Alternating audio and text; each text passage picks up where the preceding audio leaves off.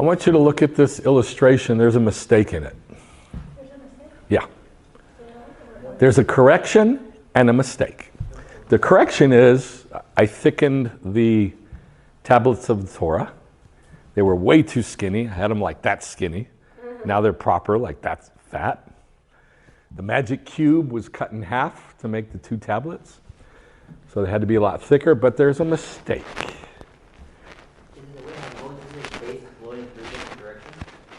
Well, it's the fact that his face is glowing.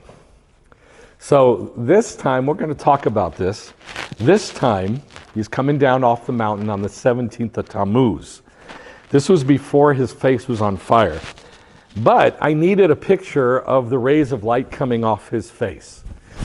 And he came down the second time off the mountain with his face glowing. So that's why I use this. So he's coming down off the mountain, but at this time his face didn't glow, but the second time it did. So you're going to have to picture this as the second time that he comes down, which we'll talk about, and I'll make it clear what I'm talking about. So there's a correction and there's a mistake. So we're going to talk about veils, God's face being veiled, Moses' face being veiled, God's face of fire. When is Panim al Panim in Judaism? What is Panim al Panim? What date?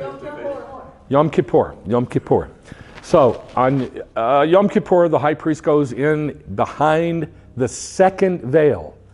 There's a veil in front of the tabernacle, then there's a veil behind in between the holy place and the Holy of Holies, and the high priest goes in on Yom Kippur. And he has to pass through that veil and see God's face of fire, which is why it's called Panim al Panim. So we're going to talk about that. But then we're going to talk about this weird thing that happened where Moshe puts a veil on in front of his face. And then I'm going to attempt to clarify a passage in the New Testament which it's been used to say Christianity replaced Judaism. And it's all about this event that we're going to talk about.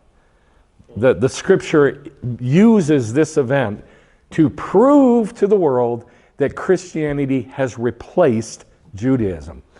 This is not my words. This has been going on for a long time. You can find it all over the internet. Thousands and thousands and thousands of websites say this. And there's thousands and thousands and thousands of books throughout history that have said this, that because of this passage in the New Testament, it's very abundantly clear that Christianity replaced Judaism. So what I'm going to show you is that Shaul didn't say that at all. In fact, he said just the opposite. He said exactly the opposite. Now, if I do it correctly today, you're going to be able to understand what I'm saying. If you don't understand, if you can't follow, please ask questions. Okay? Yes? Yes. Okay, those are the ground rules for today. So I'm calling this veiled or unveiled face. Veiled or unveiled face. So we're going to read 2 different passages in the Torah portion this week. This one is from 32:15 through 20.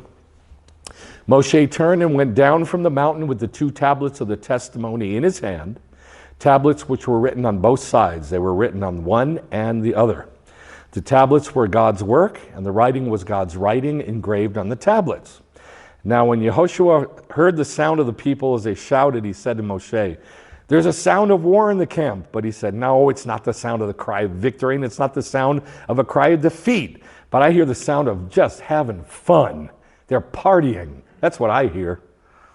And it came about as soon as Moshe approached the camp. Now, this is the 17th of Tammuz, which I'll show you. He's coming down off the mountain. Here's Yehoshua. Here's the altar at the foot of the mountain. This is still there to this day.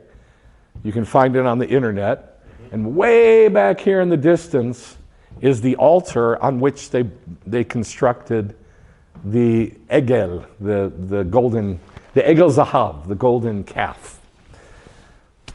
So he's coming down. He gets down off the mountain. He gets into the camp. As soon as Moshe approached the camp, he saw the calf, he saw the dancing, Moshe's anger burned, and he threw the tablets from his hands and shattered them to pieces under the mountain. You remember what the tablets are made out of? Sapphire, okay? So now, these pieces of sapphire is what made the family of Moshe millionaires. That's what the rabbis say. That's what the sages say. That his children went and collected all the pieces because he told them to, and they used that from then on, and Moshe's family were very, very rich because of the sapphire. I thought that was put into the ark. The broken pieces, some of the bigger broken pieces, some of them were put into the ark, the rabbis say. But remember that the size of the tablets fit perfectly snugly into the inner ark. And there was no room for anything except for one scroll of the Torah. Okay? They fit perfectly. That's all there was room for. All right? So then it says, he saw the calf and the dancing. Moshe's anger burned. He threw the tablets from his hands and shattered them to pieces under the mountain. Then he took the calf which they had made and burned it with fire and ground it to powder and scattered it over the face of the water. What water? There's no water. Yes, there was. There was a river there. There was a river there. And by the way, when you look at on the internet and you look at the pictures of the real Mount Sinai in Arabia, you can see there's a wash coming down off the mountain, a very, very deep river. And it's still, of course it's dried up, but you can see that gully, that wash, where there was a river. And so there was a river there. They were there for 11 months, right? What did they drink for 11 months? You never read about them complaining about water the whole 11 months they were there at the camp, do you? So there was water, and there was. And by the way, there's a couple other scriptures that say that there was a river at Mount Sinai. I just can't remember where they are. Let's see. So he ground it to powder, scattered it over the face of the water, and made the sons of Israel drink it. That's gross. Drinking nasty gold and other carbonates. All right. This sin of the Egel Zahav, we're still paying for this sin today as Israel. This is the worst sin we ever committed. Why? Because they just finished seeing God. So there's a lot of discussion in the sages about like what they were really doing. And the bottom line is this. You're going to have to research it on your own. But the bottom line is this. They weren't trying to replace God. They were trying to replace Moshe. Because nobody can survive for 40 days. He's got no water. He's got no food. And they're like, come on. This guy, he's dead. Aaron, he's dead. Get over yourself. We need a leader. Now, why didn't Aaron go? Okay, I'll lead. But he didn't. He appeased them and went along with their ridiculous plan. But the rabbis say that they waited like 39 days. And they just were like, oh, this is ridiculous. And then they made the calf and all that, and they started having orgies. But they were really trying to replace the leader, not God. Even though they said, this is the God who brought you out of Egypt, Israel. Which was just, stupidity. But that's what the rabbis say, that they weren't really trying to, make another God. They were trying to replace Moses, who ain't coming back. All right. That's one story. Now we're going to go to the other story. And this is what I'm teaching on. So let me give you the setup. The setup is, he comes down on the 17th of Tammuz, and then he sees this horrible sin, and he says, God, are you kidding me? And God says, Moshe, are you kidding me? And they're like, no, you did it. No, you did it. And so Moshe says, all right, do what you're going to do. And God says, okay, I'm going to wipe them out to a man. I'm going to start over with you, Moses. And then Moshe goes, okay, I changed my mind. Let me pray for them. And he prays for another 40 days and 40 nights. But this time it's down on earth. It's not up on the mountain. 40 days and 40 nights, he pleads for Israel not to be killed by God. And God answers him, and this is when God appears to Moshe, literally, physically appears to Moshe, and he covers Moshe with his hand, and he says, Adonai, Adonai, el rachom v'chanun, erech chapayim v'rav chesed ve'emet notzer la'alafim. The Lord, a God merciful, gracious, compassionate, slow to anger, abounding in loving kindness and truth, etc. So he knows God's answered him. He's seen God. God has said, hey, I am very merciful and gracious. So, okay, I forgive their sin. Okay, Moshe? And so Moshe comes back. Now it's Yom Kippur. He comes back on Yom Kippur. And his face is on fire. Why? Because he saw God face to face for 40 days. Or at least for some period during those 40 days. I think the whole 40 days, but whatever. And he's seen God, and his face is on fire. It came about when Moshe was coming down from the mountain 40 days later on Yom Kippur, and the 2 tablets of testimony were in Moshe's hand as he was coming down from the mountain, that Moshe did not know that the skin of his face was on fire. So, the first time is 40 days and 40 nights, where? The first set, 40 days and 40 nights, where? Come on. Up on the mountain, on Mount Sinai. Second set, 40 days and 40 nights, where? Down below. Third set, he goes back up for another 40 days and 40 nights. This is when he sees God. And then he comes back on Yom Kippur. So he's up, he's down, he's up, then he comes down on Yom Kippur. Does that make sense? We're going to go over it again in a sec. Moshe didn't know that the skin of his face was shown. Now it says in Hebrew, karan or. Or is the word for skin. And it literally means light. Did you know that? That skin means light? Yeah. Now, the word or, skin, starts with an ayin. The word light, just light, starts with an aleph. But that's the only difference. But they're pronounced the same, they sound the same, and they have the same meaning. Okay. And keren is whatever was on his skin. And the way we translate it is skin of his face shown. Because of his speaking with him. So when Aharon and all the sons of Israel saw Moshe, behold, the skin of his face shone, and they were afraid to approach him. They're afraid because look what they just did. Yeah. They're having orgies to a golden calf on the foot of Mount Sinai where God is right up there. And so they're afraid. I mean, this guy shows up with his face on fire and they're like terrified. They're like, oh my God, I can't get near this dude. So they were afraid to approach him, and Moshe called to them. Now that phrase right there, Moshe called to them, and Aaron and all the rulers of the congregation returned to him. That's what hit me like a ton of bricks this week. I read that and I tried to read past it. I couldn't get past it. And then all of a sudden I saw this picture of seeing it like what's happening now and what's going to happen in the kingdom. It says, Moshe, the Torah evangelized. That's the word evangelize, kara'ah, which means to call out, to evangelize. Judaism, the Torah evangelized to them. To who? To the Jews. That Judaism is evangelizing to the Jews. And afterward, what's afterward? The kingdom. The kingdom, right. It says all the time in the scriptures.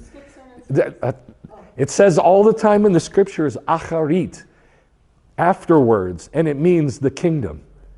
Many, many, many verses, the rabbis say that.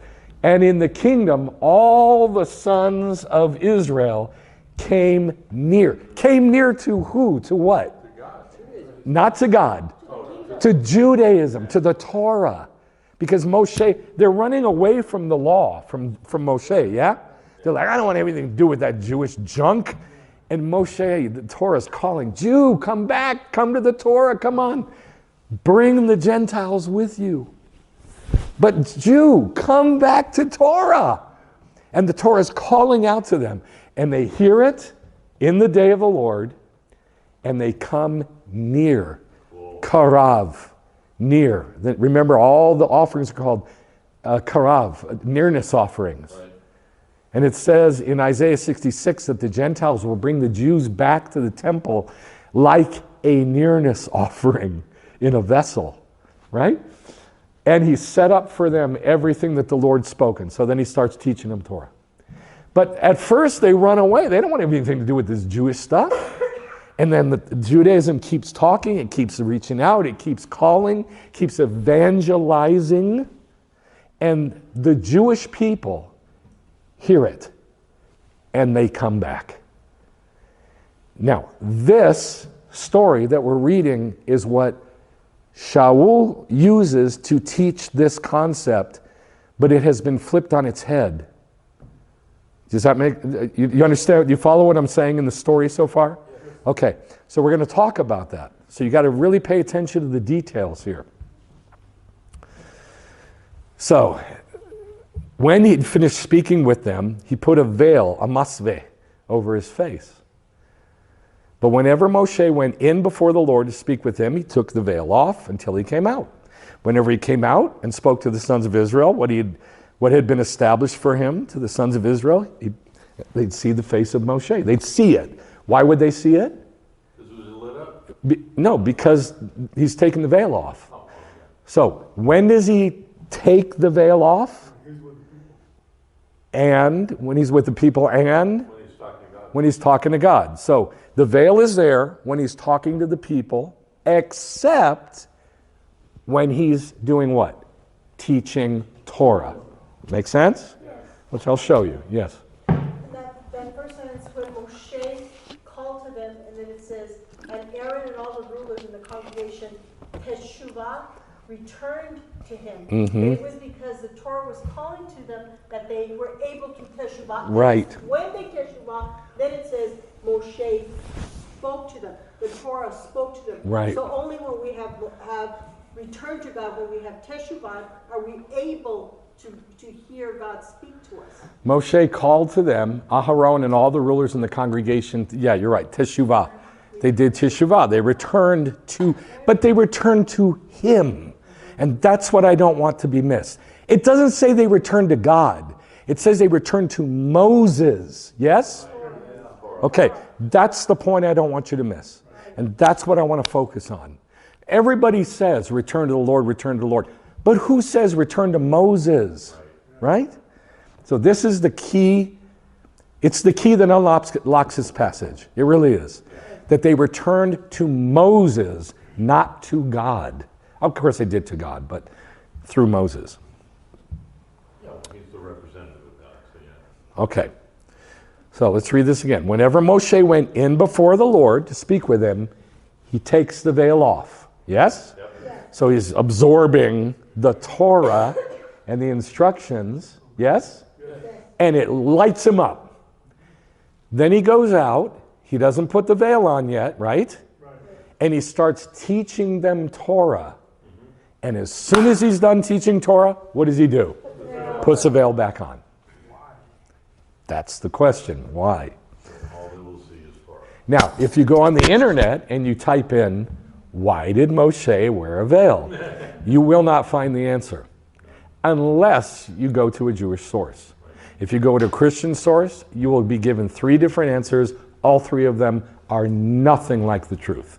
But if you go to the Jewish source, which I will show you, you get your answer. And I'll give you the sources.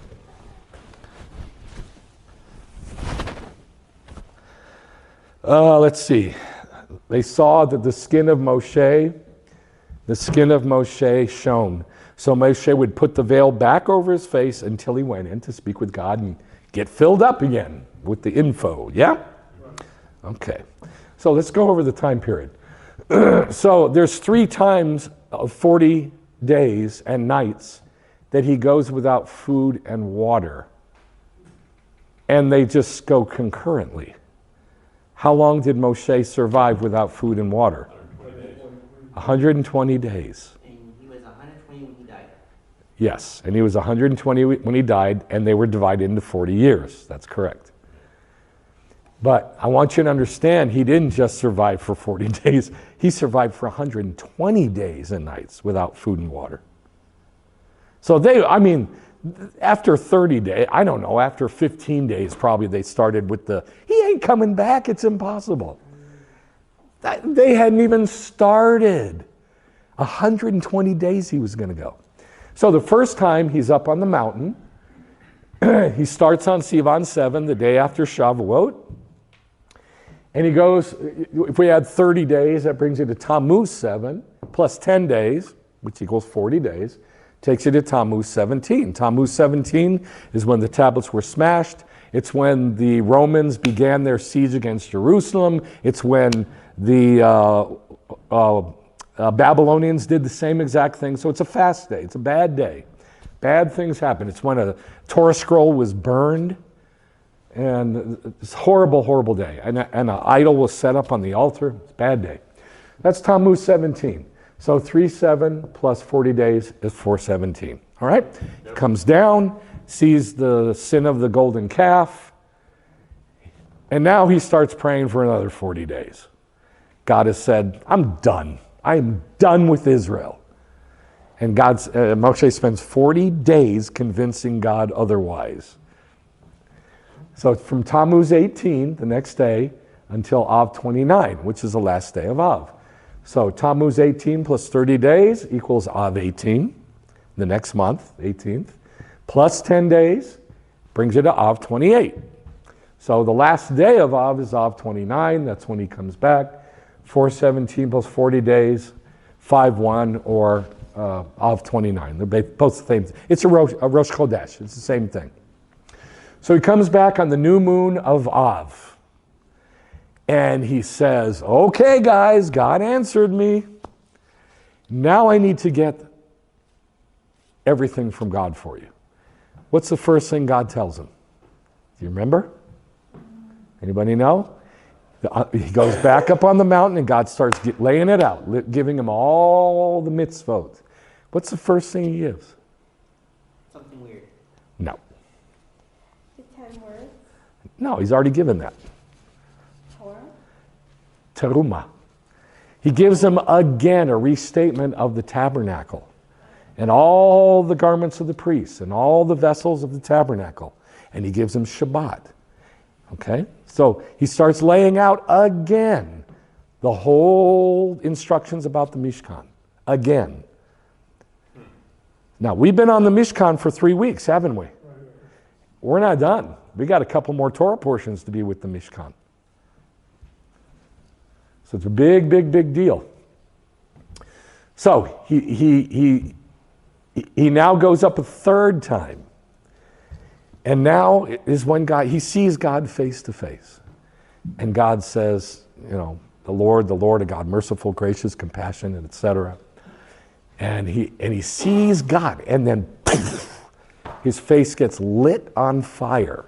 And he comes back on Yom Kippur. So we have Elul 1, plus 30 days, takes you to Tishri Run, Rosh Hashanah, plus 10 days, takes you to what? Yom Kippur. So he comes back on Yom Kippur. So 6/1 plus 40 days is 7/10. And now he starts teaching them, really teaching them. When he taught them the first time, he only taught, how many mishpatim did he teach? Remember, at the covenant? 53. Very good, 53. 53 mishpatim, and the 10 words, and that's it. And he wrote them down, and that was all he did. And then they cut the covenant, and then things went on from there. But now, this is a whole new ball game. God, listen to me, God decided not to murder the Jews. Right. So now he has to teach them the Torah. Before, what could he tell them? What could he tell them? They're freaked out. They even said, Moshe, you go with God. We don't want to go up there. It's too much. It's too scary. We don't want to. And they ran away from Mount Sinai, remember? Yeah. And then he gets them to come back, and then he cuts the covenant with them. And their mind is just kind of freaked out, and they don't know what's going on. And God gives them like 53 things and the 10 words, and they cut the covenant, but they're not listening. Their mind isn't there. They're just not there. So much so that they make the sin of the golden calf. Yeah? So clearly they're not there. Clearly that God is talking, but they're not listening. So he has to start over. You get what I'm saying? He starts the Torah over again. What does he start with? Say it. The Mishkan, the tabernacle. What does he start the Torah with? The pictures.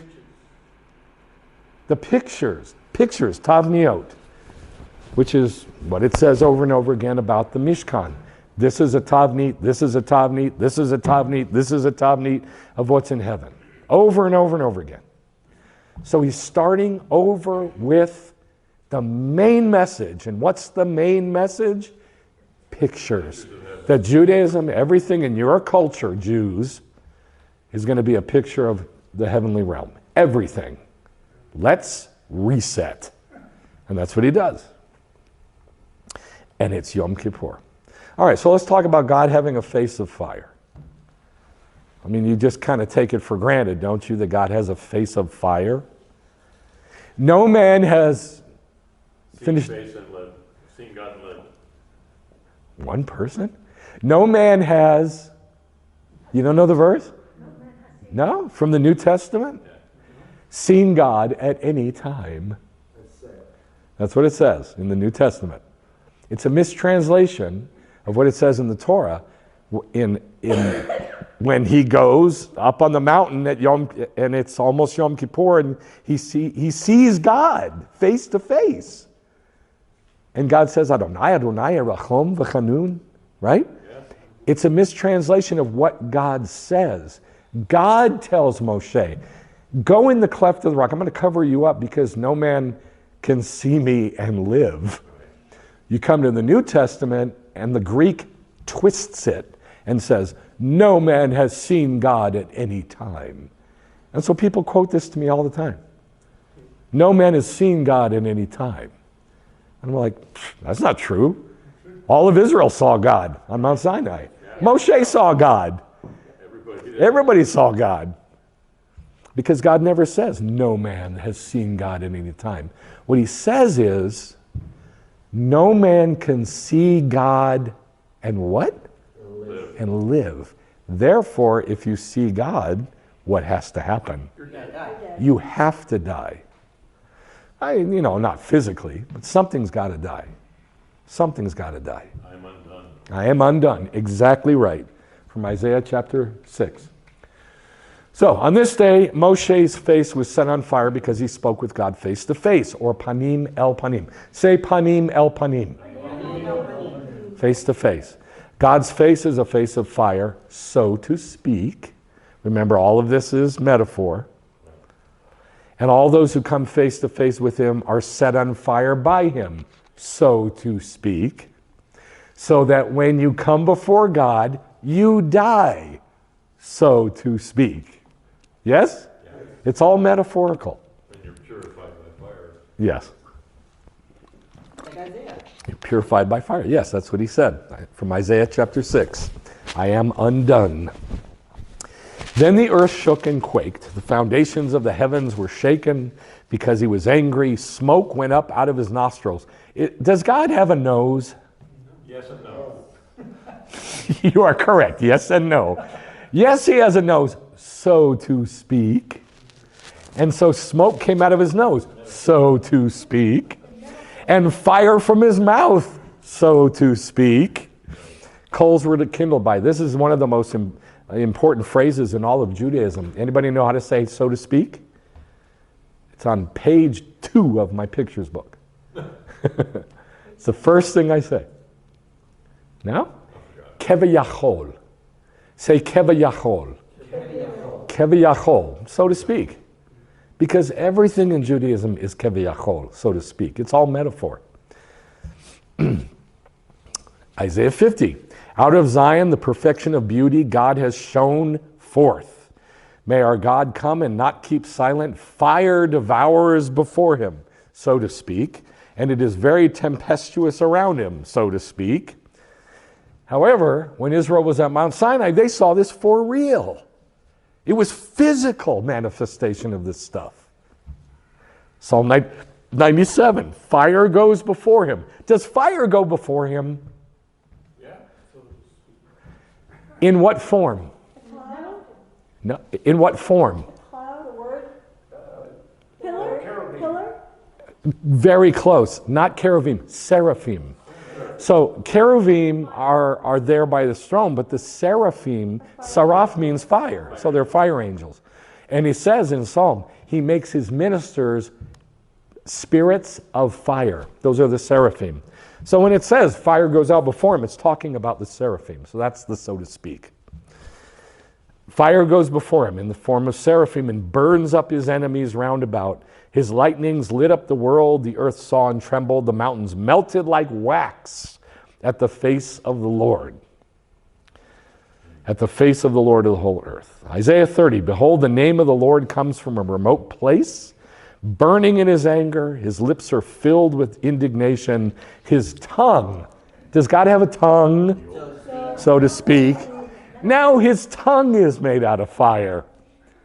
Why? Because it's in a mouth of fire. Why? Because it's in a face of fire.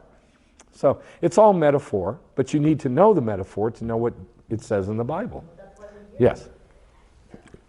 I remember Maimonides said that I believe God has no corporeal form. Yes, in Maimonides' 13 Articles of Faith, number 3 says, I believe with perfect faith that God is non-corporeal, means no body, and this is the one I love, non-describable. Yeah.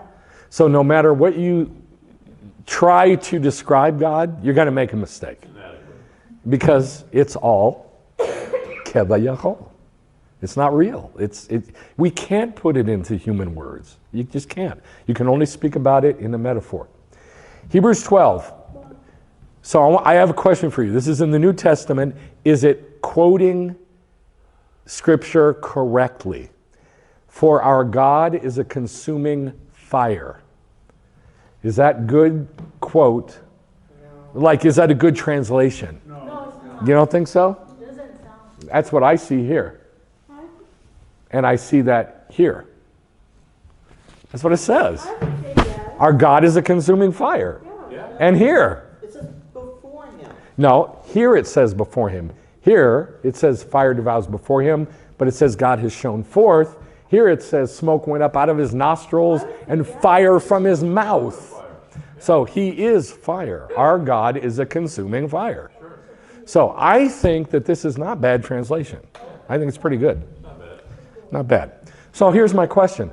Why veil it? I mean, this has been all of our problems since the day we got religious in any kind of way.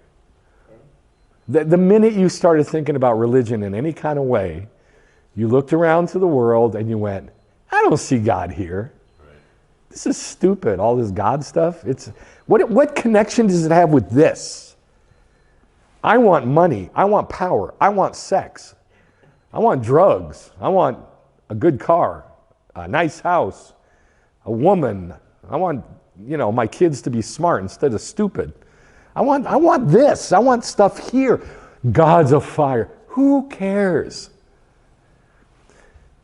So God is concealed. We don't see him. We don't feel him. We don't, when you're singing songs, once in a great while you get that little tingle and you feel God a little bit, right? Right? Sometimes when you're praying, maybe you feel a little tingle or something. Yeah? A little drive. But other than that, when do we ever see or experience God in this world? We don't. God is concealed. God is concealed. And in Judaism, this is what they say. They say that God looks down through the lattice. It's from Song of Solomon. And that there's a lattice between him and us. And he looks down through the lattice because he's concealed. We can sort of see the little sparks of him. But that's it. A lattice, you can see, little things through it, but you can't see the whole picture, can you? No. And so God is covered. He's concealed. Yeah? So what's the purpose of Judaism? The purpose of Judaism is to try to contain as much of those little things that we can see through the lattice. That's all we can handle. And we can't even handle that.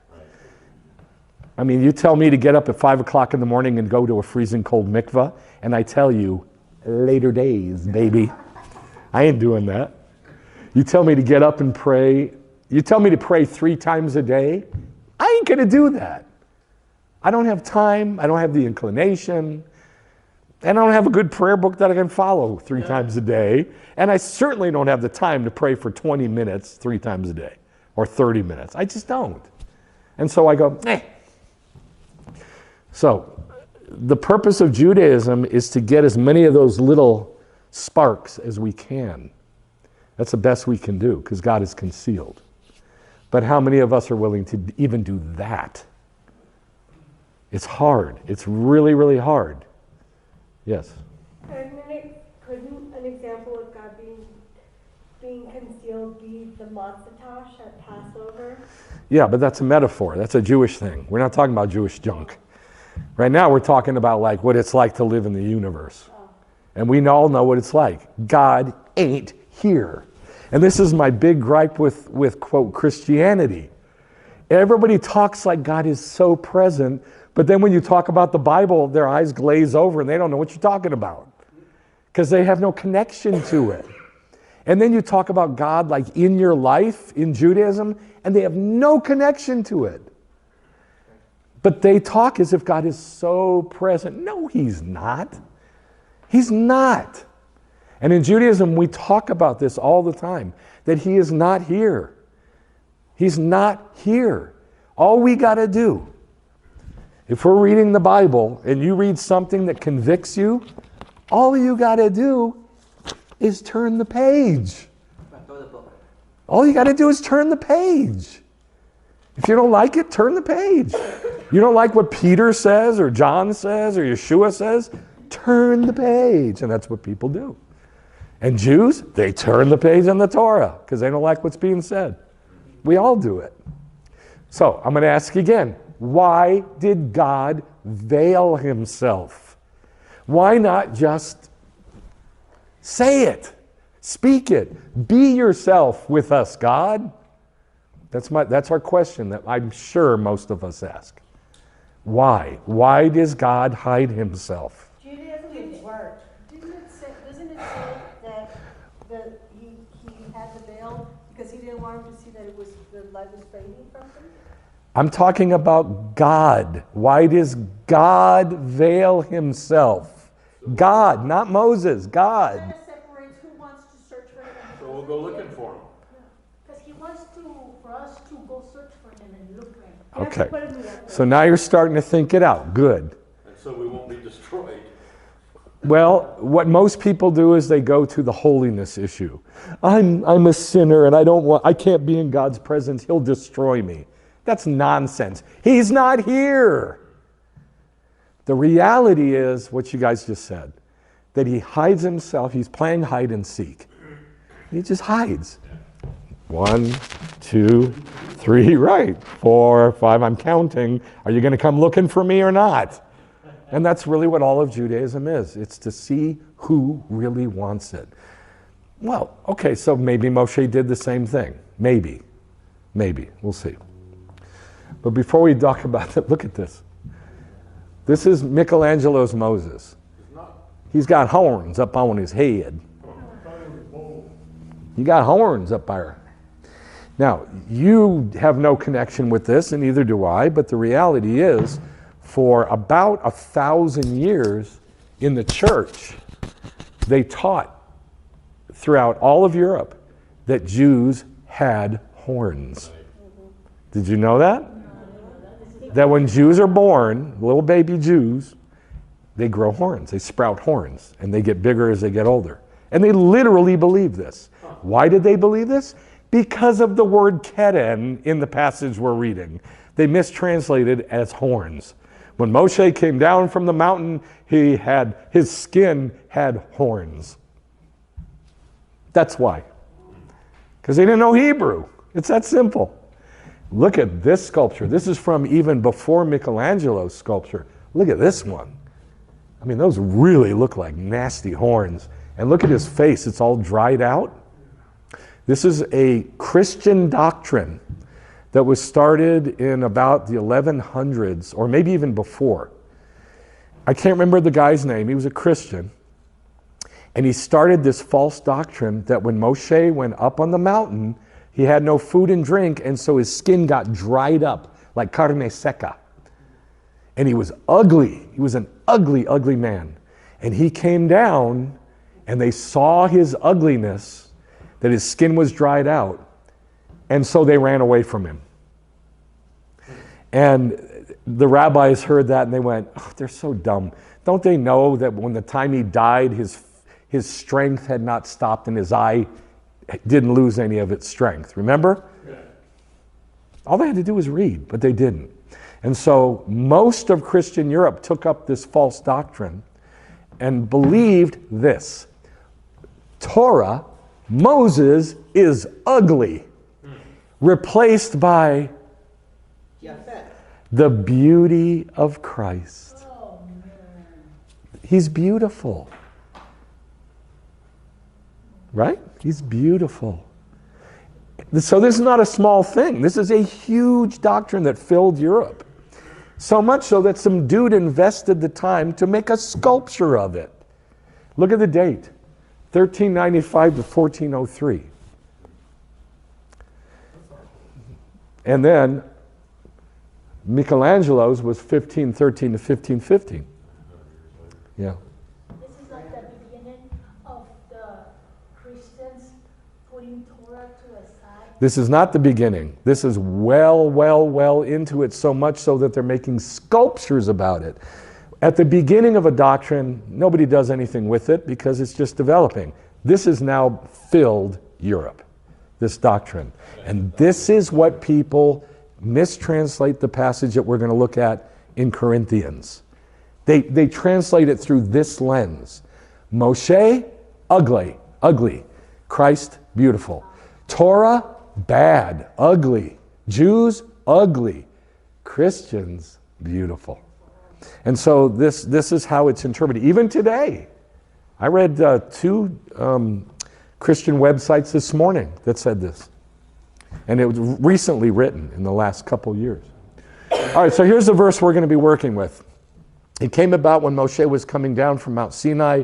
2 tablets of testimony were in Moshe's hand, and he was coming down from the mountain, that Moshe did not know that the skin of his face shone. Karan or. Not Keren, horn, Karan or. Because of his speaking with him. So here's what the rabbis say about this. Masave, which is the veil, masave, denotes a cloth that was put in front of the face and around the eyes. And out of reverence for the rays of glory. So, if a rabbi says rays of glory, that means there's got to be somewhere in the sages where they define what this is, Karan or. And they relate it to a passage in the Bible and go, this is what it is. And that's what we're going to read. So Rashi's riffing off of that commentary that was previously made. Rays of glory. That not everybody should feast himself on the rays, on the keranot. Moshe used to put the veil, the masveh, in front of the eyes, but took it off during the time that he spoke to Israel, and while God spoke with him until the moment that he was going out, it was without the veil. So he only wore the veil when he wasn't receiving Torah or teaching Torah. Good. Here's another one from Or HaChaim. That was from Rashi. Moshe wore a veil over his face at all times except when he taught Torah. And that's the key. When Moshe is speaking, Moshe is synonymous with Torah, right? Yes? How do you know that? Scripture says that. Where does Scripture say that? New Testament. New Testament where? Earlier Moshe taught in the synagogue. Very good. Acts 15, Moshe will be taught in the synagogue, but there's another one. Hebrews chapter 3. Hebrews chapter 3 says, it doesn't say Torah, it says Moshe. They're interchangeable terms. So Moshe is Torah, and that's the key. Torah wears a veil over its face at all times except when Torah's being taught. That's what this story is about. You understand what I'm saying? Torah wears a veil. Except when, what? When Torah's being taught. Yes? Okay. That's really the bottom line. The question, therefore, should have been, why did Moshe not wear a veil over his face at the time he descended from the mountain? That's what you should really ask. The Torah answers this question by stating that Moshe was unaware that his face emitted the karan or, the rays of light. That's why he didn't put a veil on his face, as usual, prior to descending from the mountain. This led to Aaron and the children of Israel observing his face gave forth a beam of light. Moshe was rewarded for his act of humility with the rays, with the hod, with the magnificence, the rays of magnificence. Now, Sforno. I like Sforno. He's very down to earth. Each time Moshe ascended the mountain, he remained on it for 40 days and 40 nights. This period corresponds to the time it takes for a fertilized egg in a woman's womb to achieve the status that permits us to refer to it as a fetus. So, you know, this law that they're doing right now in America, I think it's South Carolina, I think, that they're saying, we're going to pass a law that says that a baby is a baby from conception. That's not biblical. You have to have 40 days. So you can say after 40 days it's life, it's a fetus, but you can't say that before it. Why? Because it hasn't gone through the 40 days. And so Moshe went through those 40 days as well, 3 times. This period corresponds to the time it takes for a fertilized egg in a woman's womb to achieve us to be able to call it a fetus. Moshe stayed on the mountain in the same way, elevated him to a higher spiritual dimension. The evidence lies in the fact that eventually Moshe's face radiated so much spiritual illumination that the people were terrified by this phenomenon, and so Moshe had to put a veil on his face. Make sense? Okay. No questions yet? All right. And now, Ibn Ezra. I also like Ibn Ezra. He's more Spanish. He really puts a Spanish flair on everything. Sent forth beams. The word karan, sent forth beams. Now, this is the one that's going to explain to us what it means, karen or. Like, it's got to be in the Bible somewhere other than the Torah. Yes? And he's going to show us where. The word karan is related to the word karnaim, rays, in this passage in Habakkuk 3:4. Rays God has at his side. Rays he has at his side. The beginning of that verse in Habakkuk says, and brightness appears as the light. Talking about God. Brightness, the first part says, brightness appears as the light, and there's rays at his side. Yes? And it's the word karnaim. Now, since rays he has at his side follows, the verse repeats the same idea with different words. The first part says, brightness appears as the light, and then it repeats it in a different way. Rays he has at his side. They're the same thing. They're synonymous. Does that make sense? That's what he's saying. The verse repeats the same idea in different words. Moshe did not know that the skin of his face sent forth beams of light while God talked with him. Why? Because the glory was seen on Moshe's face, which therefore shone like the brightness of the firmament. The brightness of the firmament. How do we know it shone like the brightness of a firmament? Habakkuk 3:4 says it. That's what he's saying. He's saying, how do we define keren or from Habakkuk 3:4? It uses the same word. You got lost. You got lost. Some of you got lost. Habakkuk 3:4 says it in 2 ways. It says, brightness appears as the light on God. And then the second part of the verse repeats it, but in different words. There's keren. There's beams of light. Therefore, keren equals what? Light. Brightness appears as the light around God. Does that make sense? Yes or no? You got it? Okay. Now, because of what Ibn Ezra said, that's why Rashi says this. He says, yeah, we know what kerenot are. They're rays of light. We know. Not horns.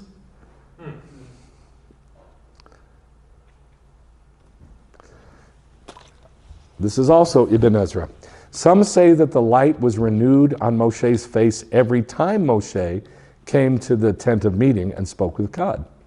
When Moshe left the tent, the light remained as long as he related God's words to the children of Israel. As long as he did what?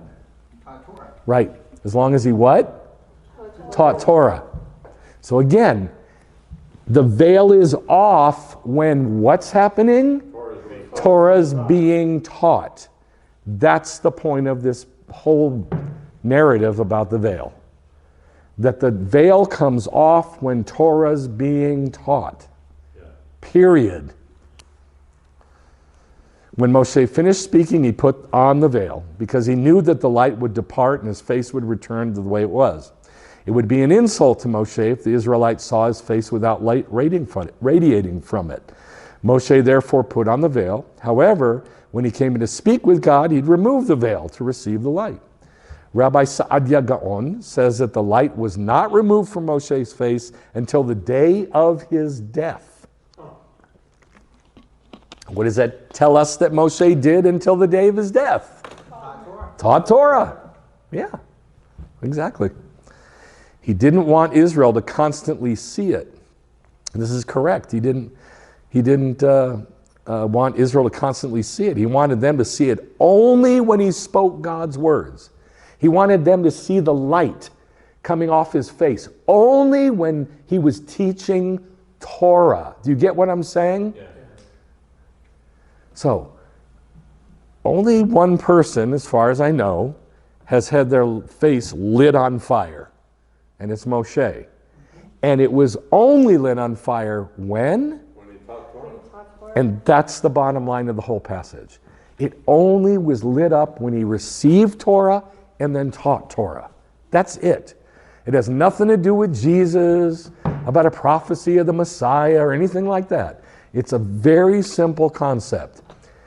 Torah is concealed until it is taught by Moses.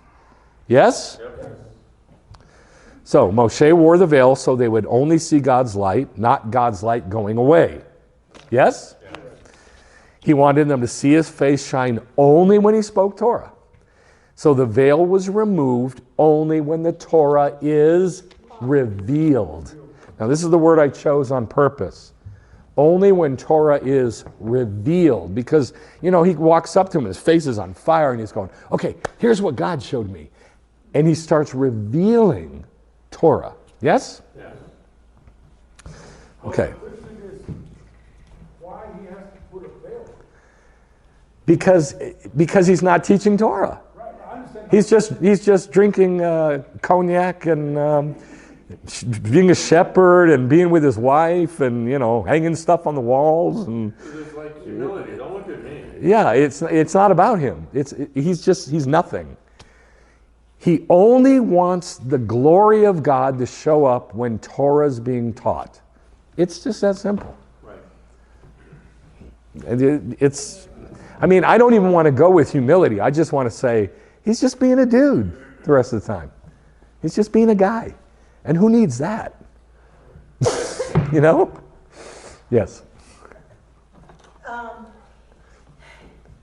The word badal, What? you don't have it up there. The word badal is separate or divide, and it's the word that's used to divide the light from the darkness. Huh.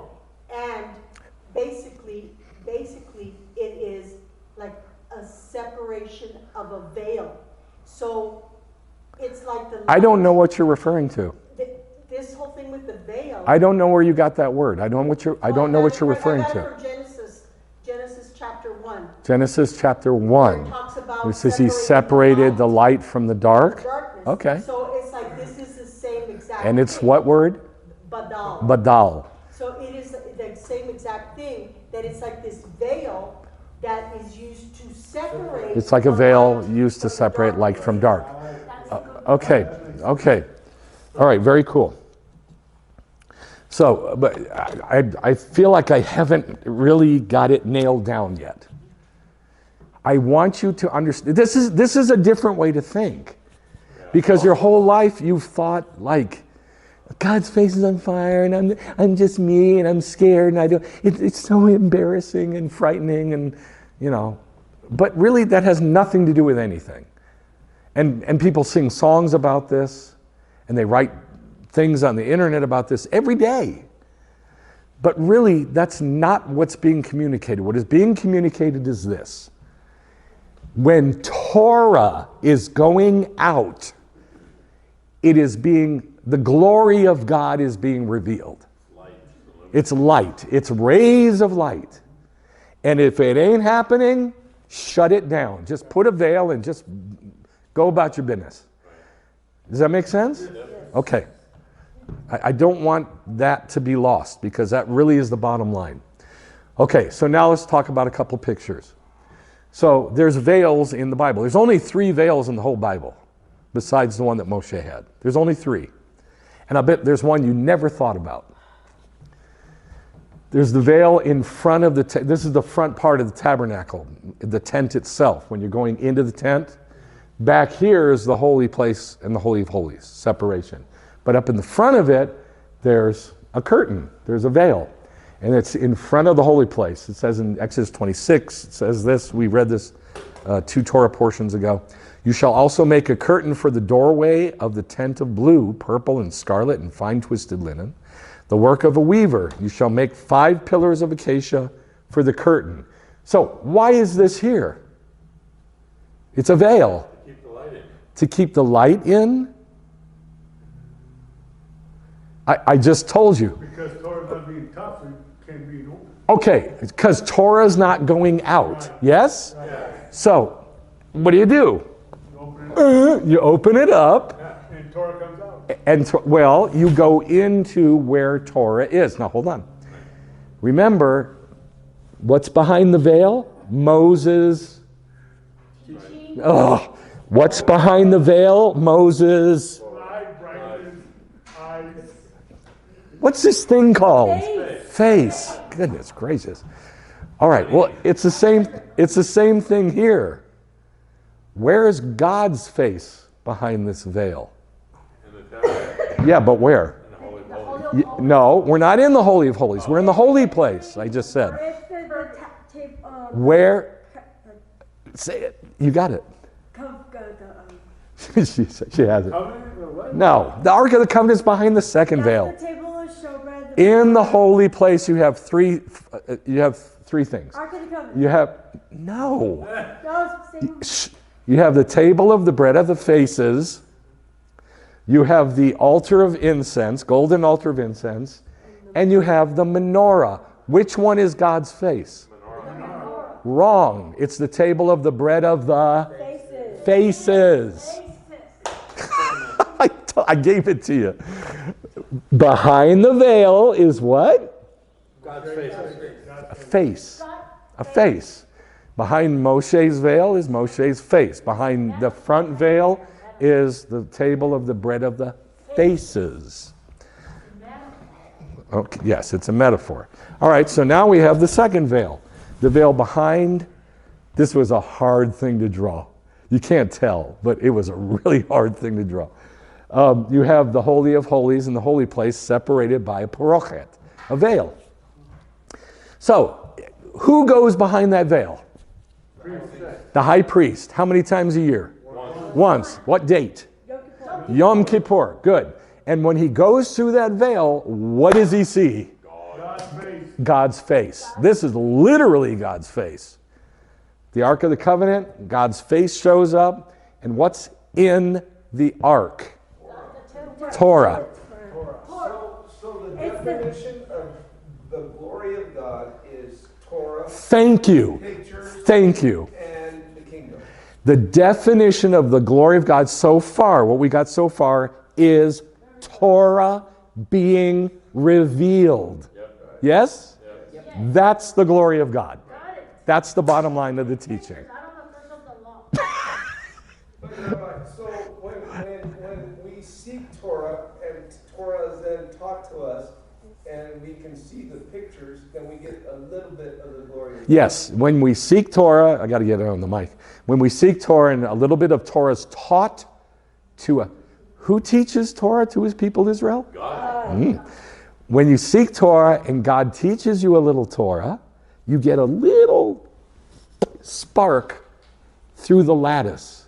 You get a little tiny little spark, a little bit of the glory. And that's all there is in this world of the glory of God. That's it. You don't even see the glory of God looking at a brand new baby's face. You don't. You don't see the glory of God anywhere on this planet except one place and one place only. When God teaches a little Torah to you. That's the message of the veil so far. Okay, so now we go behind the Holy of Holies, the Perochet. You shall make a veil of blue, purple, and scarlet and fine twisted linen. It shall be made with cheruvim, the work of a skilled embroiderer. Then you shall hang it on 4 pillars of acacia overlaid with gold. The one on the outside had 5 pillars. Their hooks were gold on 4 bases of silver. Hang up the veil under the clasps and bring in the ark of the testimony there within the veil. And the veil shall serve as a partition between the holy place and the most holy. So people read this word, holy, holy, and all hell breaks loose in their brain. And they lose the whole picture. It's holy, I can't go in there. God is holy, and I am not. That has nothing to do with anything. Just separated. Yeah, it means separated. So what you got to do is hang on to the message of the veil. What is the message of the veil? Now, here's going to come the one that will freak you out. I'm sure, I never thought about it, so maybe you thought about it. I doubt it. We'll see. This one, I love it, love it, love it.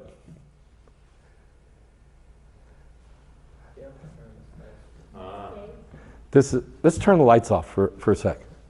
Just for a moment. This is the cave, the burial cave in which Yeshua's body was. That's not what it says. It does say that. It says that Joseph of Arimathea requested permission from Pilate to grab the body and do what with it? Bury it. Nope, not bury it. Clean it.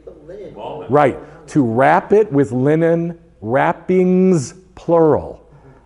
And it says plural 3 times in the book of John. And not embalm. Somebody said embalm, not. No embalming. I'm going to explain.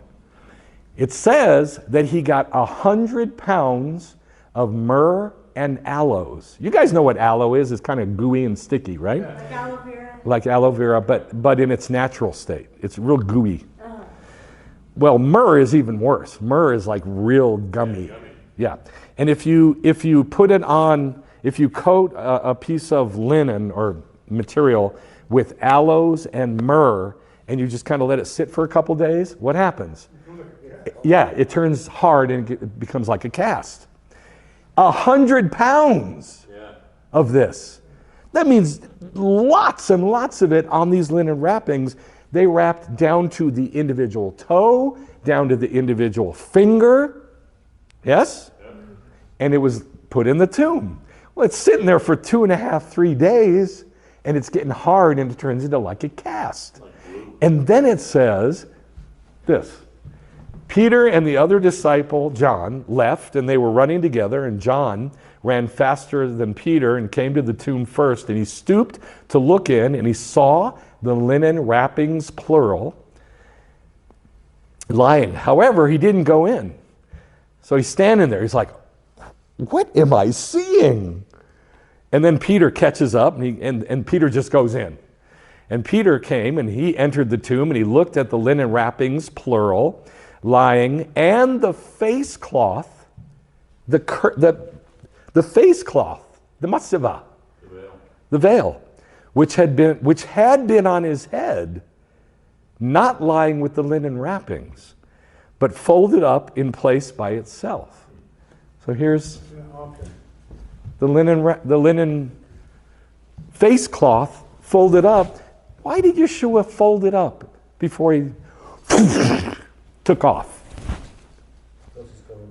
No, just think real logically. Don't spiritualize it. Look, Yeshua passes through this in light. He's pure light. He's pure energy. He passes through these things. And he stops for a second, goes, oh, wait. Let me fold that up. And we got to be neat here. Why does he do that? Because he's not a regular dude. He's always... No, don't spiritualize it. Because the veil, now he doesn't have the veil anymore. Now he's Torah. You're still spiritualizing it. Don't spiritualize it. He's a dude. He stops. He folds up the thing. Why? So you can see that it's empty.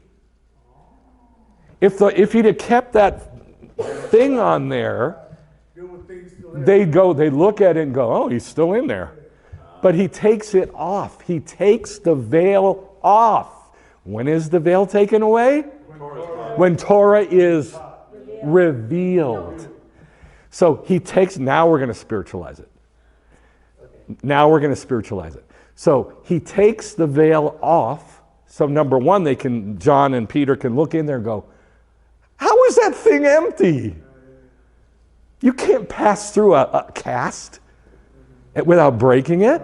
But they can look in it and see that it's empty. And number two, Torah is being what?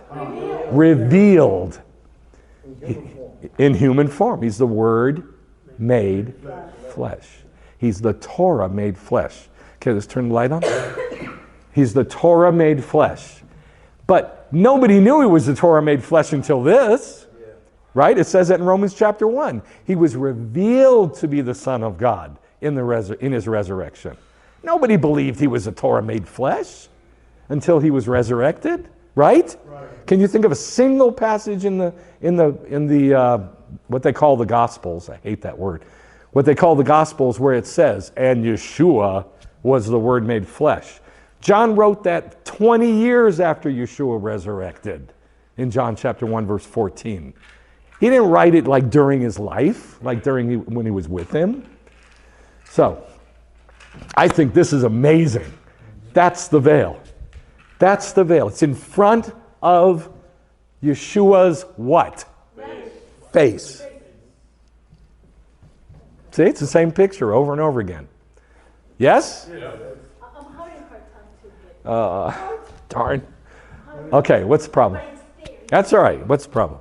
Let's clear it up. What's the problem? Let's clear it up. It's because I know it has to do with the linen and the wrapping.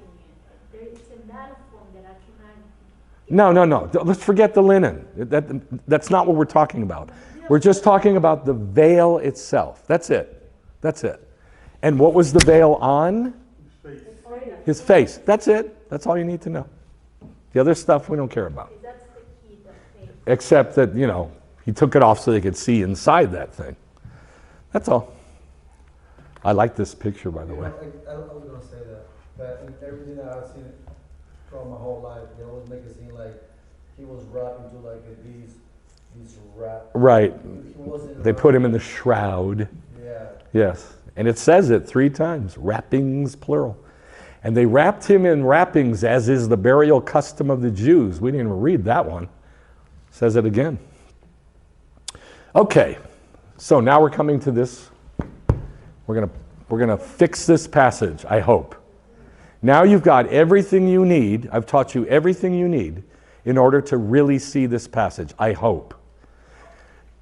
Is your hand up? I don't know what this is. Yes, ma'am. Yes, ma'am. I was going to say, and like at services, at temple services, whenever they would pull out the Torah to read, the Torah is wrapped in a Yes, veil. that's right. basically. When we bring the Torah out, it's wrapped in a dress. It's wrapped in a veil. And then you take the dress off. Take the dress off, and then Torah is and taught. Torah's taught. Yeah, that's exactly So we right. get to see that picture. Very good. Very good. So that's really the bottom line to understand this passage. But listen, Christians don't know that. They don't know anything about the Torah being taught, number one. Number two, they don't know anything about Moshe being synonymous with the Torah. Number three, they don't have a Jewish life and culture where we hear God teaching us Torah. They don't know anything about this. And so they read just the words themselves, and it sounds completely cockeyed. So I've inserted some parentheses here to try to give some explanation of what's going on with the passage. This is in 2 Corinthians chapter 3. I'm going to say this again. This is a very, very dangerous passage. It has been used to murder Jews. Because of this passage, and remember what they said, Moses, ugly. Christ, beautiful. And they get it from this passage about him putting a veil. Why did he put a veil? Because he was ugly. And so what that has turned into is anti-Semitism just loading up in the church. And this has not stopped to this day.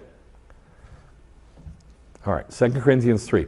Who also made us good servants of the new covenant. All right, we got to stop there. What's the old covenant? The sapphire one that Moses broke. What is it? What's the old covenant? You're correct. That's physically what it is. What is the old covenant? We did this 2 weeks ago. Huh? The commandments. Okay, the commandments. Give me another word for it. The Mishpatim. No. So the word turned flesh. What's the bad one? Dot. Thank you. The dot. The dot. The curse of the law. Yes? That's the Old Testament. When Yeshua died, what happened to the dot? We put away. Nailed to the cross. Yes? Yes. Leaving what? The pictures. The pictures. Okay. Now, if you don't know that, there's no way to understand this passage. Who made us good servants of a new covenant? Jeremiah 33 says that what was written on the heart of Israel? Torah. The Torah. Yes? I will write the Torah on their heart. Not Christ, the Torah. Not of the letter, but of the Spirit. For the letter kills, but the Spirit gives life. And I've emboldened this because this is the verse that everybody uses to say, Christ, Spirit of God. Law, death, destruction. But if the ministry of death, engraved in letters on stone, it's evil, it's bad, it's ugly. The dot came with glory. Oh, really? The dot came with glory? Is that right? Pictures. No, not pictures. The dot. Did the dot come with glory? The glory. Did the dot come with glory? No. You are 1,000% wrong. They came together. There's only one verse that says dot in the Torah. Remember? Deuteronomy chapter 33. And God came from Mount Sinai, right? With 10,000 in his right hand, with an esh dot. Fiery dot. Right? And it says he came with 10,000 of his holy ones at Mount Sinai. Yes? So it definitely came with glory. And there's fire and stuff on the mountain. Isn't that glory? Yeah. Okay. So, yes, the dot did come with glory. Absolutely. And I can't believe you said no. So, he says, if the ministry of death engraved in letters on stones, that's the dot, came with glory, and it came along with the Tavniot, so that the sons of Israel could not look intently at the face of Moshe, now he brings up the veil of Moses. See what he did? Yeah. He just slipped it right in there without you even noticing. He's talking about the coming of the Tavniot and the dot together, yeah? And they both come with glory. Fire and stuff, yeah? Okay, they both come together. And he said, and he goes from that, the Torah being given, to, now, if Moses put a veil in his face, So the context is the giving of the dot and the giving of the pictures. So he says, he slips it right in. He goes, so that the sons of Israel could not look intently at the face of Moshe because of the glory of his face. Why couldn't they look at the glory of his face? Just keep it simple. Without fire. Huh? Without fire. Oh, for goodness sake. Why couldn't they look why couldn't they gaze at that light? He had it veiled. He had it veiled, right? When did he take the veil off? When he's revealing Torah, when he's teaching Torah. Right. So it says, Israel could not look intently at the face of Moshe because of the glory of his face. His face is on fire. Fading as it was. Now that's what was bothering you. Fading as it was. Why does he say fading as it was? Because he has to go get refilled. His gas is running low. His gas is running low. He went in before God. God filled him up. He comes out. He dumps it out to Israel, teaching Torah, revealing Torah. And he's like, oh, it's starting to fade. I better go get some more Torah. That's all it's saying. Fading as it was, how will the ministry of the Spirit fail to be even with more kavod, more glory? So that's where everybody gets shook.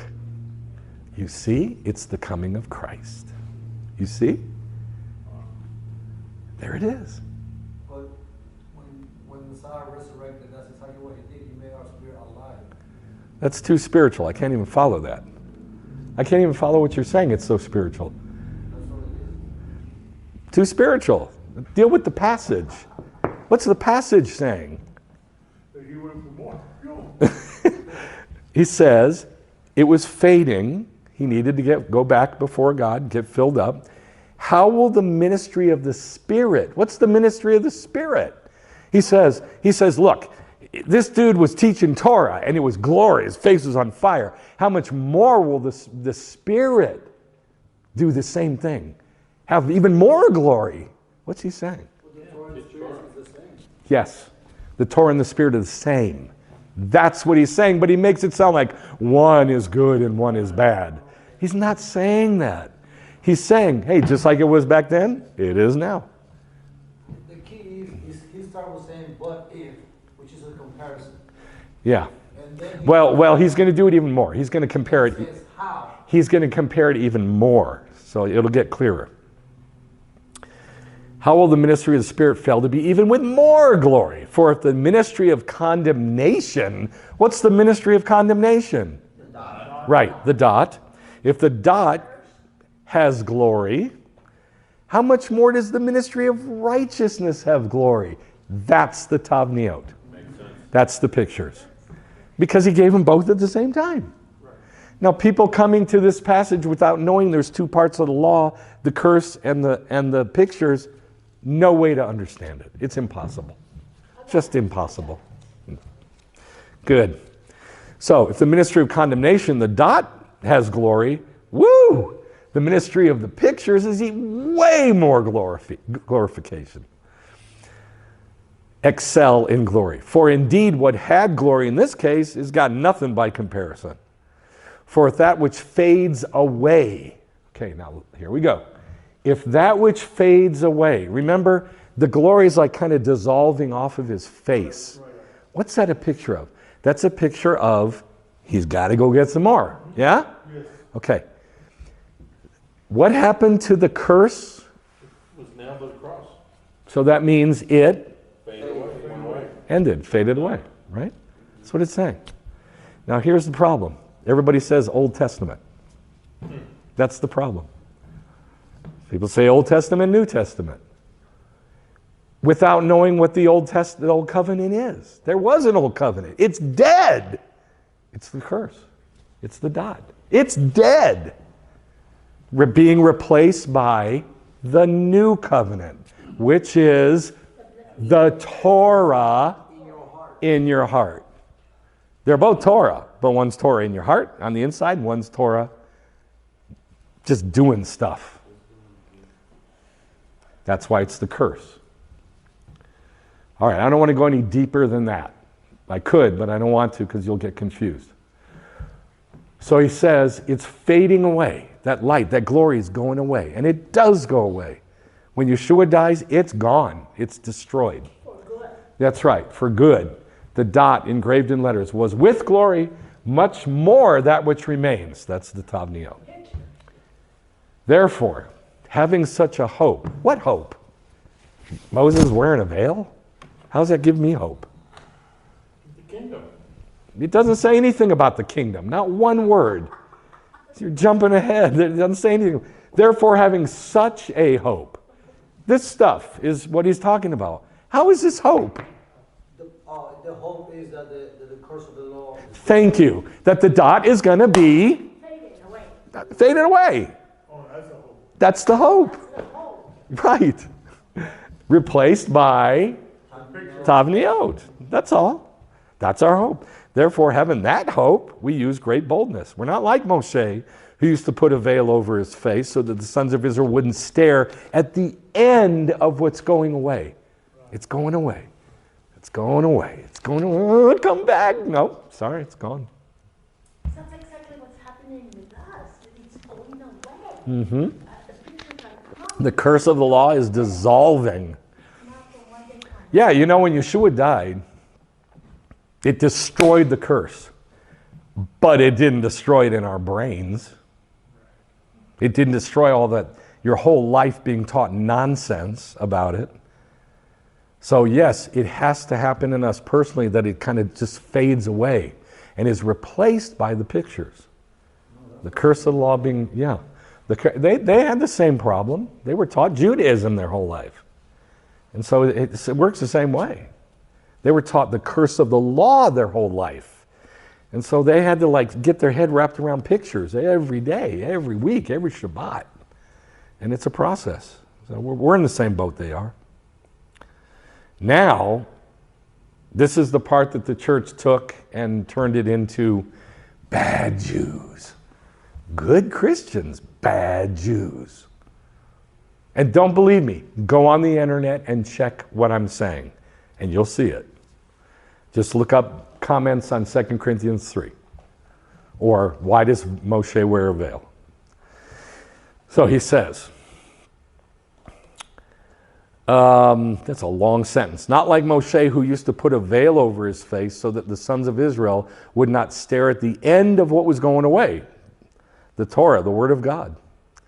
But their hearts were hardened, for until this very day, at the reading of the Old Covenant, the reading of what? The Old Covenant. What's the Old Covenant? The dot. At the reading of the dot, the curse, the same veil that is only removed when Torah is revealed. Remember, that's when he took the veil off. When did he take it off? When he's teaching Torah, when Torah is being revealed. So it says that that same veil remains unlifted. Why? Because it's removed in Messiah. Now, what this says in your Bibles, it says the veil is removed in Christ. That's what it says in your Bibles. Remember, Christ means Messiah. It's not his name. So, the same veil lies over their hearts. The veil is removed in Messiah. When is the veil removed? Only when Torah is being revealed. Peace. He calls it Messiah. That's where the confusion came. So, listen, I know what I'm talking about because I was in Messianic Judaism for 35 years, 40 years almost. And this is what I heard 1,000 times. They would bring up this passage and they'd say, we need to pray for our brothers, the Jews, because their hearts are hard. But if they could see Messiah, they'll see everything about God. And they'd use this passage. It doesn't say that at all. It doesn't say that at all. What it says is that Moshe took the veil off when? When he's teaching, revealing Torah. But here he says it remains unlifted because it's removed in Messiah, which is Torah. He's just saying Messiah is Torah. Right. It's that simple. It's hard to untangle this, isn't it? It's hard that from that section they turn it, Yes. twist it around. It's hard to untangle this because there's so much backstory baggage that comes with it. It's removed. The veil is removed in Messiah. It doesn't mean they're going to know their Messiah. It means they'll see when the veil is lifted, which is Torah being revealed. Torah being revealed, not Christ being revealed. Torah being revealed. You get what I'm saying? I'm just hocking and spitting up here. I'm trying my hardest. Revealed as the Torah. But to this day, whenever Moshe is read, woo, is Moshe read? Yes. Or is Torah read? See, here he uses it interchangeably too. When Moshe is read, when Torah is read, a veil lies over their hearts. Why does a veil lie over their hearts? Because Torah is not being revealed. It's that simple. Being said or not revealed. Yes, it's being said. It may be being said because what's being said? The dot. The curse of the law. Right. Because it's only removed when Torah is revealed, but whenever one turns to the Lord, the veil's taken away. You see? They look at that and they go, oh, if the Jews would only turn to Messiah Jesus, their veil would be taken away. It doesn't say that. Because the veil's taken away when Torah is revealed. But whenever someone turns to the Lord, this is Jew or Gentile, the veil is taken away. Why? Because what's happening? Torah is being revealed. Right. Because the Torah is revealed. Now, the Lord is the Spirit, and where the Spirit of the Lord is, there's freedom, because Torah and Spirit are one. That's why there's freedom, because they're the same thing. Torah and Spirit are the same thing. But we all, with unveiled faces. Really? We have unveiled faces? Because the Torah has been revealed to us. Yes. Well, you're saying it was. I'm saying is continually. Yes. If we have the veil lifted off our face, what does that mean for us? We're learning Torah We're- from the Spirit. We're learning Torah from the Spirit, yes. But we're revealing Well, that's Torah. Yeah. It's a continual thing where we get to reveal Torah. Not just me, you. You. Yeah, we reflect it. Yeah, looking as in a mirror. Okay? All right. Looking as in a mirror at the glory of the Lord. Why? What does the Bible say is a mirror? The Torah. Torah. Really? Doesn't it say Christ is a mirror? I mean, if I was writing this as a Christian, that's what I would put. I would put, for Christ is a mirror in which we see. Right? But it doesn't say that. It says the Torah is a mirror. Yeah?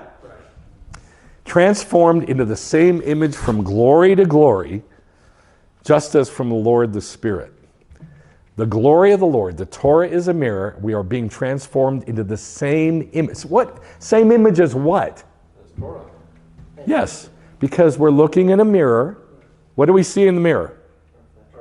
Ourselves. But the mirror itself is what? Torah. Talking to us. Yeah, it reflects us. It reflects back to us. So we see our image, sorta. We see the Torah. Ourselves in the Torah. So here's the thing.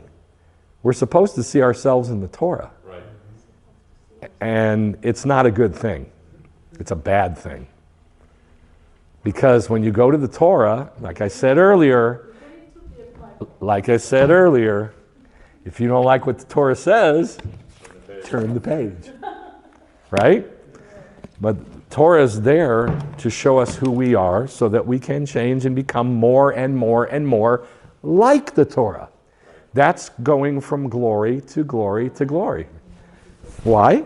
Because the glory is revealed when? When Torah is revealed. So my question is Torah being revealed in us? Yes. That's the question. All right, Exodus 38. Here's the laver where the priests washed their hands and feet together. That was made out of the mirrors. Right? Bronze, right? Yes.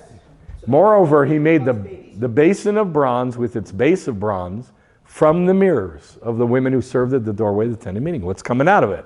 Water to cleanse. Yeah? To clean the priests so they can minister.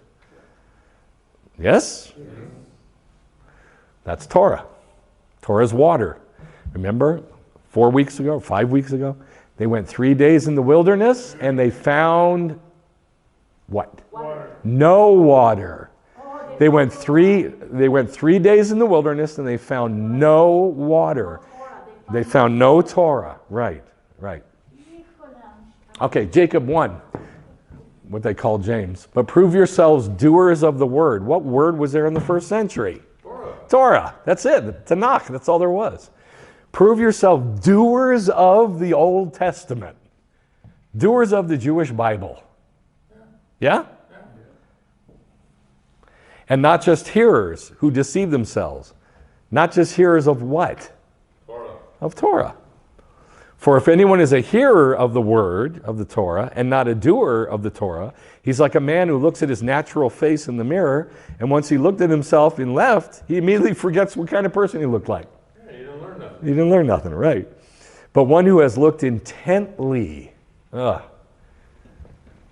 mean, this is it, man. Gaze intently at what? Torah. At Torah. Don't turn the page. No. Don't turn the page. Focus. What is it teaching you? Yes, focus on what it is saying to you personally, which means we have to change. Yes? Yep. Only way we're going to do that is to gaze intently at the Torah. But one who has looked intently at the perfect Torah, and it says that in the Greek, who gazes intently at the perfect Torah, the Torah of freedom. Why is it freedom? Right, because it's pictures, not the dot. That's what gives us our freedom.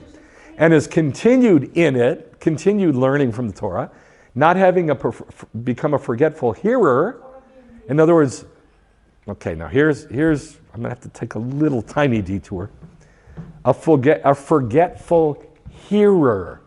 It's talking here about hearing? Shema. No, it is not. What's it talking about?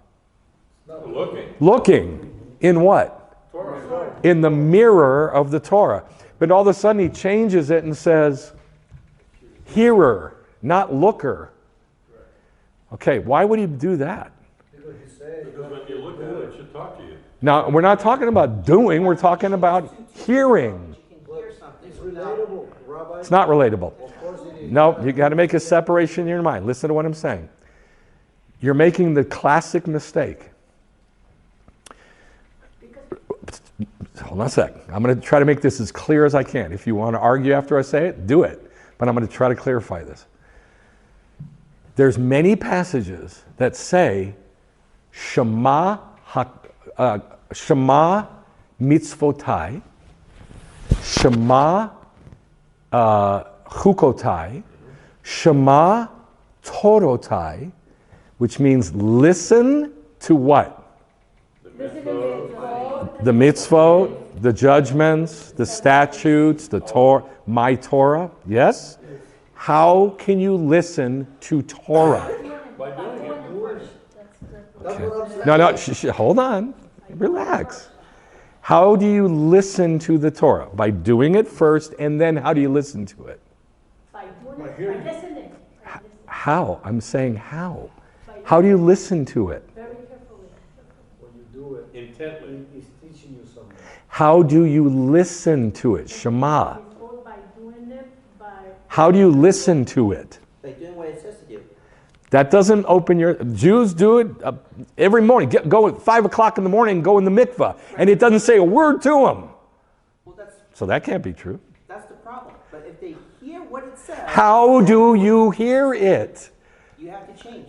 By the Spirit. Okay, so all of you are going in circles because you're not thinking about the question I'm asking. I'm asking, how can you hear it? How can you hear an actual act? By doing it, We've already said you do it, but then how do you hear it? the answer. How? How can you learn from it? By the Torah being revealed to you. Oh, forget. Okay, I'll make it concrete. I'll give you a concrete example. Say we're doing Kiddush. Okay? And we're... Oh, by the taste. Okay, now you're getting closer. So, we're doing Kiddush, and we're doing the Barucha over the wine. And everybody gets the bread and dip it in the wine, right? Eat, and somebody gets spoken to by it. How did it speak to them? Yes, it's by the picture. It's by the taste, the feel, the smell. You can't just go, oh, you hear it. It's got to be a picture. And that's what everybody leaves out of the equation. There's got to be a picture. There's got to be a smell, a taste, a sound, a texture, a feeling, something. You got to see something, hear something, your senses. Like at Passover, everybody eats the maror, except for you guys who love hot sauce so much. You eat the maror, and what happens? You start crying. Why? Why do we start crying? So what you're saying is that I'm asking a question. Why do we start crying? Because it's very strong inside of you. Because it affects you physically. And this is what everybody drops out of the equation. If you do this, if you do the Torah and you're gazing at yourself in the mirror of the Torah and it talks to you, okay, cool. But how does it talk to you? It's got to be through a picture. It's got to be through a tavnit. It has to be. And this is why we can hear the Spirit of God talk to us through Judaism. Other people can't. They get up at 5 o'clock in the morning, go in the mikveh and hear nothing. Right?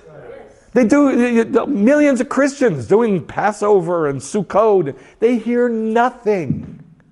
Yes? And Messianic Jews.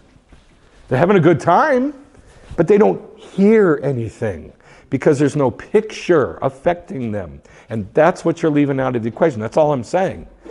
So when he says a forgetful hearer, what he's doing is he's now quoting all those verses that say, listen to my judgments, listen to my statutes, listen to my Torah. Yes? Yes. Okay, you do it, yes, but then you got to hear it through a picture.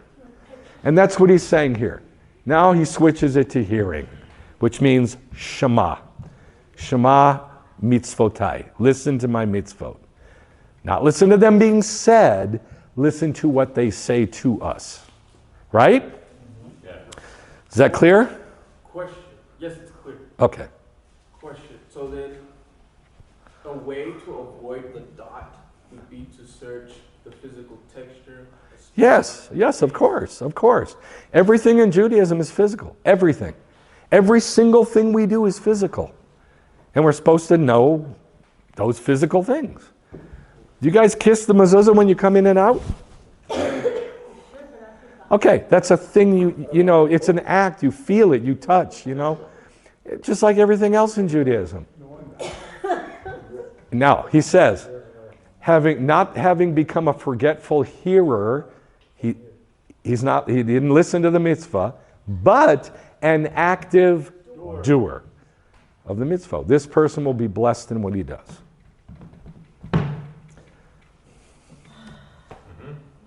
So here's our 4 veils. Moses removed the veil when the Torah was revealed. Yes? Yep. The veil at the front was removed, it was passed through to go to the bread of the faces, the menorah and the golden altar. That's where the Torah was revealed. Yeah. The veil between, in front of the Holy of Holies was removed, passed through it to go to the Ark of the Covenant, God's literal face. And the Torah was revealed. Torah's in the Ark of the Covenant, right there. Number 4, the veil was removed from the empty body cask. Yeshua was revealed as Torah made flesh. Torah was revealed. And that's the point of the whole passage. Torah has to be revealed. And then he says Torah should be revealed in us. And that's where it gets harder. But that's the whole point of the passage. All right, now, are there any questions? Because I'm done. You got it? Everybody got it? Okay, good. All right, let's pray. Lord, I don't even know what to pray. I just thank you so much for your Torah and your Spirit. And I ask that you would, with more clarity, reveal in us your kavod, your glory, by us doing the mitzvot and listening to the mitzvot so we can hear them. Help us to hear them. Open up our minds and our hearts so we can hear the Torah talk to us when we do it. Because if we don't hear it, we're not going to learn anything. There's nothing there. It's just the curse. And we don't want that, Lord. So I ask that at least the people that I have some influence with, I ask that everybody who I come in contact, that you would do that for them. In the name of Yeshua. Thank you, Abba. Amen. Shabbat Shalom. Let's do Kiddush.